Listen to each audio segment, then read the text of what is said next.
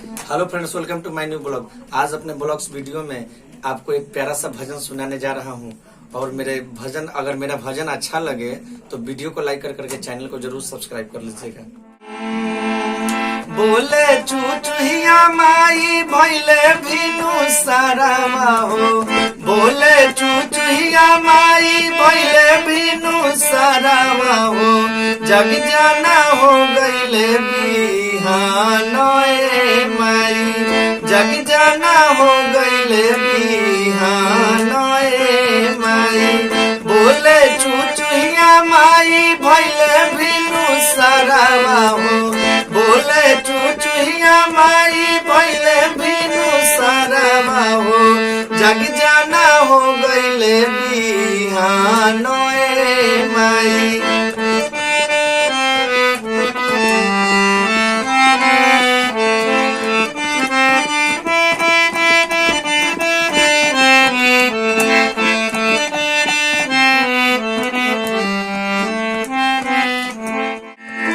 से फूटी गईले लाला की किरनिया, पंख फैला के नाचे मोरावा मोरिनिया।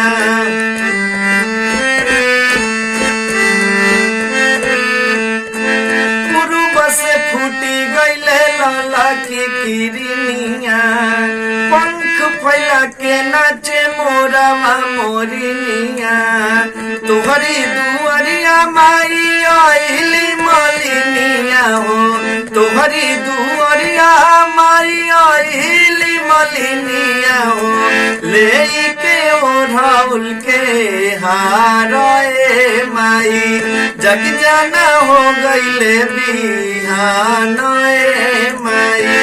बोले चुचुहिया माई भैले भीनु सारावा हो, बोले चुचुहिया माई भैले भीनु सारावा हो, जग जाना हो गईले बिहान ए माई, जग जाना हो गईले बिहान ए माई, जग जाना हो गईले बिहान ए